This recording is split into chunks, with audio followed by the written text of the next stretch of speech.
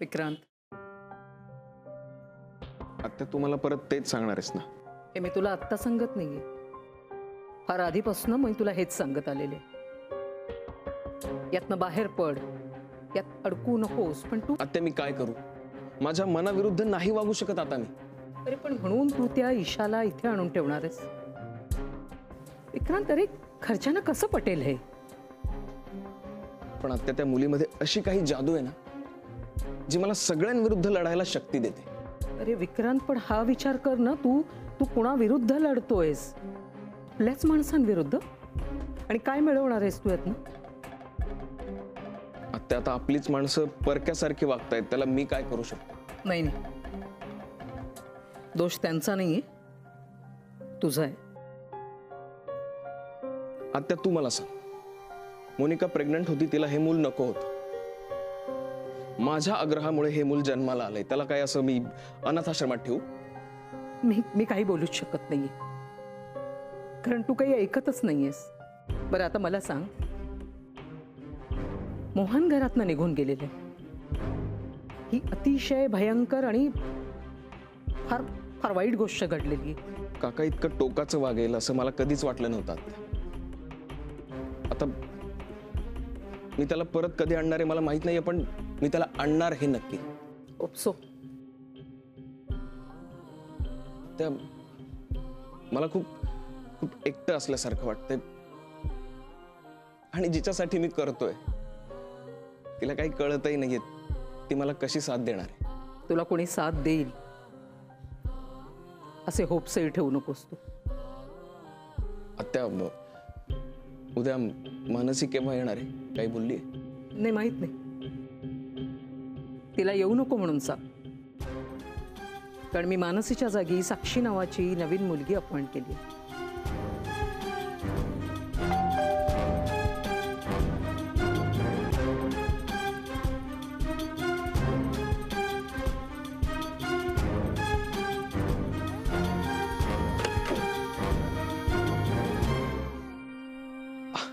सलील, मानसी, या ना, या ना. वाह, तुझी नमस्कार नानू मामा, काका, काकू, विक्रांत. ऍक्च्युली मी आणि मानसी तुम्हा सगळ्यांना भेटायला आलो आहे. अरे या ना, या या. हो, या. ऍक्च्युली मी आणि मानसी 2-3 दिवसांसाठी बेंगलोरला जातोय. मग आम्ही परत येऊ आणि मग लग्नासाठी परत बेंगलोरला जाऊ. म्हणलं एकदा त्याच्या आधी तुम्हा सगळ्यांनाच भेटून घ्यावं. छान, वा छान. खरं तर लग्नाचं ऑफिशियली पहिल्यांदा निमंत्रण तुम्हालाच द्यायला आलोय असं समजा. अरे वा, छान वाटला हे ऐकून. सगळं चांगलं होऊ दे रे बाबा. हो, म्हणजे आता एकूण तू बेंगलोरला शिफ्ट होणार आहेस तर? मानसी, त्या मोनिकाच्या मुलीला सुद्धा तुमच्या बरोबर तुम्ही बेंगलोरला घेऊन गेलात तर? नाही म्हणजे काय आहे की ती एकदा या घरातनं गेली की या घरातनं बाहेर गेलेली माणसं परत येतील. अरे नानू, जरा थांब की. ते दोघही चांगली बातमी द्यायला आलेत, आशीर्वाद घ्यायला आलेत ना. राहू दे रे, आशीर्वाद खूप दिलेत. म्हणजे काय नानू मामा? मला कळलं नाही तुम्ही काय बोललात ते. काय मानसी, या मोनिकाच्या मुलीमुळे घराला तडे गेलेत. मोहन बायको मुलांना घेऊन घरातनं निघून गेलाय.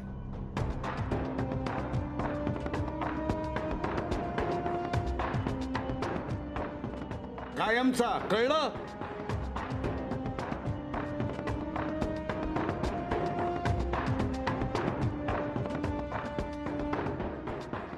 मोहन काका, गीता काकी आणि मुलं सुद्धा?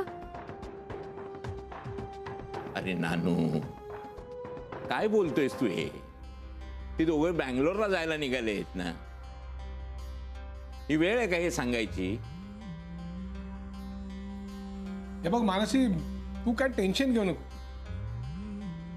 जरा काय त्याच्या मनाविरुद्ध झालं की नेहमी रागवतो आणि असा कुठेतरी निघून जातो, होय की नाही? पण ते गेलेत कुठे आणि न सांगताच गेले आणि कायमचे गेले का?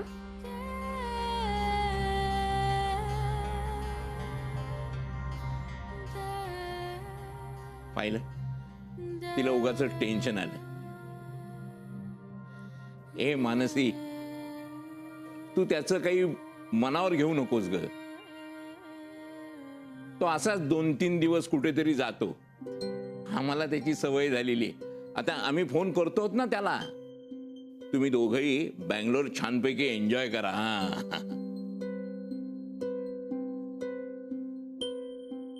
मानसी, बरं झालं तू आमचा निरोप घ्यायला आलीस. आम्हाला खूप बरं वाटलं, नाही का गायल का? हो मानसी, इथला कसलाही विचार करू नको आणि कसलीही काळजी करू नकोस. छान फिरून ये. हा,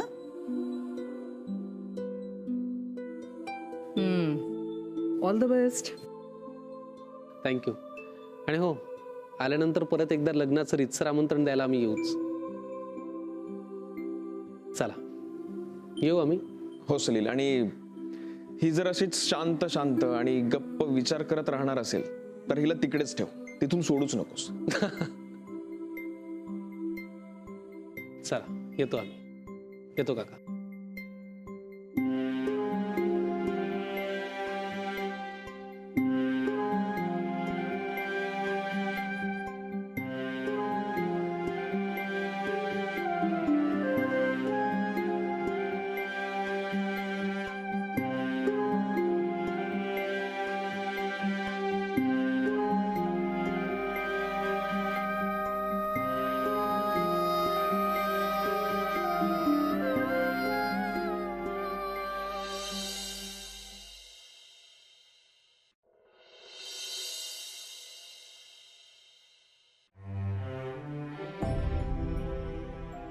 हे सगळं काय होऊन बसलं नाही?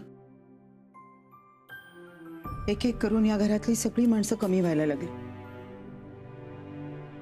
मानस येऊन भेटून गेली, आता तीही बंगलोरला जाणार. मोहन मुलाबाळांना घेऊन बायकोला घेऊन गेला. पण असा कसा अचानक गेला तो? जायच्या आधी निदान आपल्याशी बोलायचं तरी त्यांनी. काय बोलायचं? विक्रांतचा निर्णय त्याला पटला नव्हता. आपल्या वागण्यावरती तो नाखुश होता, नाराज होता. त्याने बोलून दाखवलं होतं की स्पष्टपणे. मग आता जाताना वेगळं काय बोलणार होता? काय नाही, त्याला जे वाटलं ते केलं त्याने. अहो असं कसं? इतकी वर्ष आपण एकत्र राहिलो आणि असं मुलाबाळांना घेऊन बायकोला घेऊन अचानक गायब व्हायचं? मला नाही बी बरं वाटलं. उलट हा सगळा विचार करून करून ना मनाला त्रास होतोय माझ्या. खरं सांगू का अलका, ह्या मोहनचा स्वभाव ना पहिल्यापासून थोडा असाच आहे. त्याला जे वाटेल तेवढंच तो बोलतो. बाकी त्याच्या मनात काय चाललंय त्याचा थांगपत्ता लागू देत नाही. म्हणजे लपवतो असं नाही, पण तो जेवढेच तेवढंच बोलतो. लहानपणी सुद्धा तो असंच गप्प असायचा. मग त्याला काय हवं नको ते त्याच्याकडून काढून घ्यायचं आणि मग आईला वगैरे सांगायचं. ही सगळी जबाबदारी माझी होती तेव्हा. अहो मग आताही ती जबाबदारी घ्या ना. पुन्हा एकदा फोन करा ना. नाही म्हणजे मगाशी त्यांनी उचलला नसेल, रागावलेला असेल ना तो, आता उचलेल. मला बोलायचंय त्याच्याशी. लावा बघू फोन. तुझ्या समाधानासाठी करतो, तो फोन उचलणार नाही सांगतो.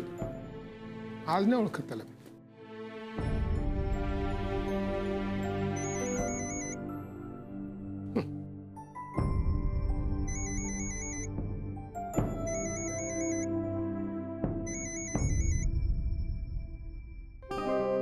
हा हॅलो. हॅलो काका, मी अथर्व बोलतोय. हा हा अथर्व. हा बोल, कसा आहेस? काका कंटाळलोय. बाबा कुठे आहेत? बाबा आत आहे. त्यांना कळलं ना की मी तुमच्याशी बोलतोय तर ते चिडतील. कुठे? आणि तुम्ही आहात कुठे सगळे? मामाकडे आलोय. पण घरच्यांशी बोलायचं नाही असं बाबांनी बजावून ठेवलंय मला आणि आर्यनला. मामाकडे गेलेत. हा फोन दे बाबांना. मी बोलतो म्हणून सांग. नको काका, मी ठेवतो, बाबा चिडतील. काका बाबा येतात, मी ठेवतो.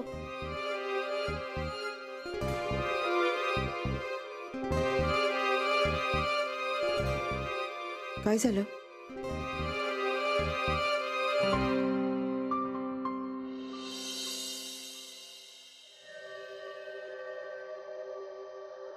गुड मॉर्निंग साक्षी.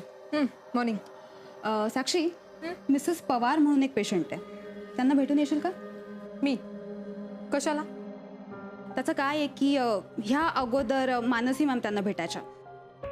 आता मानसी मॅम नाही आहेत, सो मिसेस पवार माझ्याकडे चौकशी करत होत्या.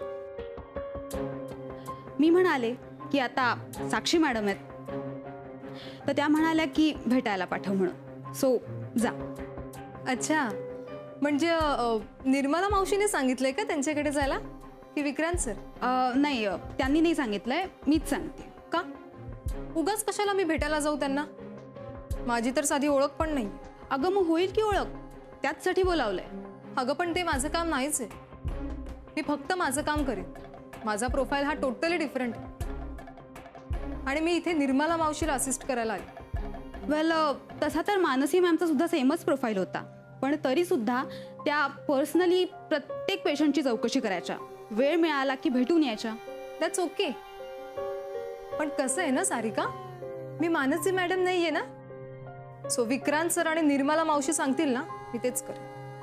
अगं एकदा भेटून तर बघ, गंमत असते. आपण पेशंट्सना साधं भेटलो ना तरी सुद्धा त्यांना खूप छान वाटतं. आणि असंही हेच तर आपलं काम आहे ना. आम्हाला ना हॉस्पिटलमध्ये सांगून ठेवलेलं आहे की कधीही कुठल्या पेशंटने हाक मारली की ताबडतोब त्याला अटेंड करायचं. मग ते आपल्या प्रोफाईलमध्ये असलं काय आणि नसलं काय, कमीत कमी पेशंटला काय हवं काय नको हे तर विचारायलाच हवं. विक्रांत सर आणि निर्मला मावशी मला माझं काम शिकवतीलच. ओके, सो प्लीज तू मला माझं काम शिकवू नकोस. आणि गंमत, मी इथे गंमत करायला आले नाहीये, माझं काम करायला आले. सो माझ्या प्रोफाईलमध्ये जे काम आहे ते मी करेनच. ओके.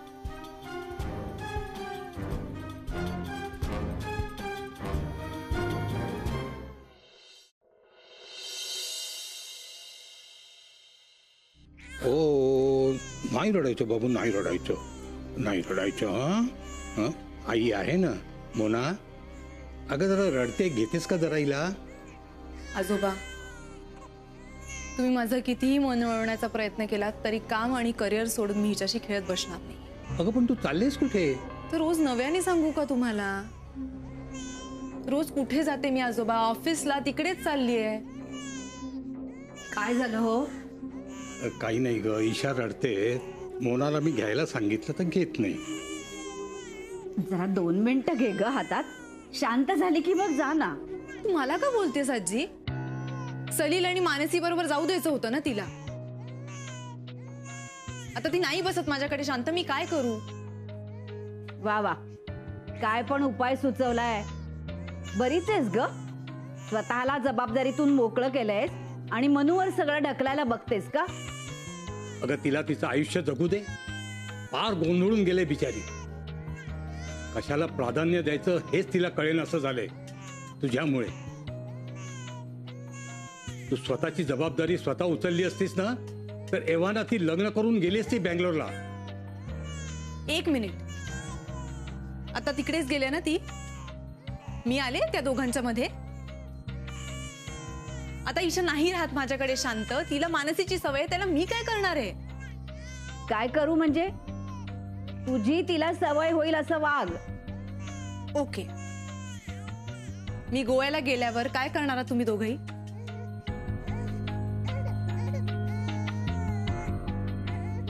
ऑफिसला जायला उशीर होतोय मला, मी निघते.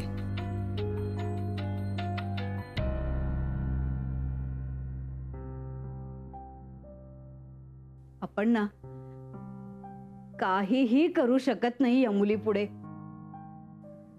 आपलीच नात आहे असं समजून रेटायचं आयुष्य कसं तरी. हेच करणार आहोत आता आपण. आपलं काही नाही ग, आपण काहीही सहन करू, आपल्याला दुसरा पर्यायच नाही. पण या बिचारीचं काय? हिला जे आत्ता हवंय, त्याची गरज आहे, ते आईचं प्रेम, माया, स्पर्श, हे जर तिला आत्ता मिळालं नाही ना, तर ते तिच्या वाढीसाठी चांगलं नाहीये. तिचा हक्क तिला मिळत नाही याचंच वाईट वाटतं. खरंय हो तुमचं अगदी. पण आता आपण तरी दुसरं काय करणार आहोत?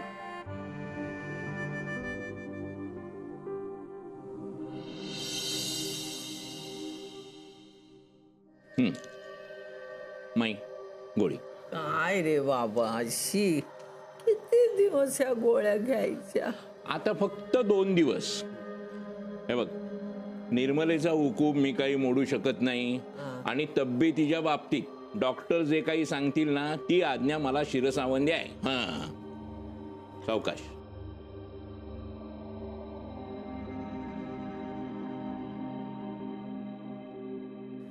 विक्रांत आला. माई अगं आता विक्रांत कशाला पाहिजे तुला? मी तर म्हणतो की तू त्याच्याशी बोलतच जाऊ नकोस. असं कसं? बोलायला नको? बोलव त्याला. ठीक आहे, बघतो मी आहे का. थांब, तो नाहीये घरात. माई मग तुला त्याच्याशी फोनवर बोलायचंय का? मी पाहिजे तर हॉस्पिटलमध्ये फोन लावतो. थांब रे बाबा, तो तिथेही नाहीये. काय रे म्हणतो, तुला बरं सगळं माहितीये. सांगून गेलाय तो. कुठे? देशपांड्यांकडे. काय सांगतोय तू मला? परत ते देशपांडेंच्या घरी का गेलात? पाहिलंच ना माई, इथं तुला औषधाच्या गोळ्या देतोय आणि तिकडे विक्रांतला फूस लावतोय. अरे नान्या, काही काय बोलतोस तू? मी कसली फूस लावतोय रे? मला एक सांगा, इतकं सगळं होऊन तो तिथे का गेला बाबा? आता मात्र हद्द झाली या पोराची. आता तूच बघ म्हणजे झालं. काय करावं मला काही कळतच नाहीये. तसंच झालंय त्याचं, म्हणून तर गेलाय ना तिकडे. माई, त्याने आता जबाबदारी घेतली आहे ना, काळजी वाटते म्हणून गेलाय.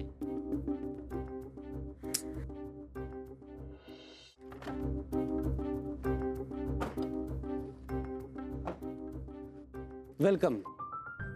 वेलकम. हॅलो मित्र हो, ही आहे मानसी. झाली भेट सगळ्यांची? हो, आज फायनली बघितलं आम्ही वहिनींना. आम्हाला वाटलं की तू तिथेच लग्न करून तू तिथेच राहतेस की काय. अरे काही काय, बस का. मानसी, सलीलला कोणीतरी आवडलं ही खूप मोठी गोष्ट आहे. हा, तुला माहितीये त्याच्या मागे अजून कितीतरी मुली थांबल्यात. अजूनही त्याच्या मागे आहेत त्या. आता त्यांना सांगावं लागेल लग्न करून घ्या. अब रुककर कुछ फायदा नहीं, सलील तो किसी और का हो चुका. मानसी, या रीनाजीनं तुला एक खास गोष्ट सांगतो. ही खूप बोलते आणि आज आम्ही इतक्या दिवसांनी भेटतो ना म्हणल्यावर ती मला 100% पकवणार. ए, रीना काही जास्त बोललेली नाही या. खरंच याच्या मागे खूप मुली होत्या आणि अशा तशा नाही, सुंदर सुंदर मुली. मी पण त्यांच्यातल्या खूप जणींवर ट्राय केला आणि कसला काय, सगळ्यांना सलीलच हवा होता. बस पुरे, किती फेकताय तुम्ही. मानसी, त्यांच्या बोलण्यावरती अजिबात विश्वास ठेवू नको. ए, तू फेकट आहेस, कळलं ना. अबे साले, सॉरी. अरे तूने पार्टी का प्रॉमिस किया था, उसका क्या? अरे पार्टीचं एवढं काय. तुम्ही एक काम करा, आज रात्री सगळे घरी या, आपण मस्त डिनर करू, गप्पा मारू. चालेल? आज तुला वेळ आहे ना सानिका? ऍक्च्युली आज नाही जमणार ग. या बाहुलीला दादा वहिनींनी माझ्याकडे दिले, सो आज तर नाही जमणार. हे किती क्यूट आहे ती. काय नाव आहे तिचं? निशा. निशा? आमच्याकडे पण एक ईशा आहे. तिच्या मोठ्या बहिणीच्या मुलीचं नाव आहे ईशा.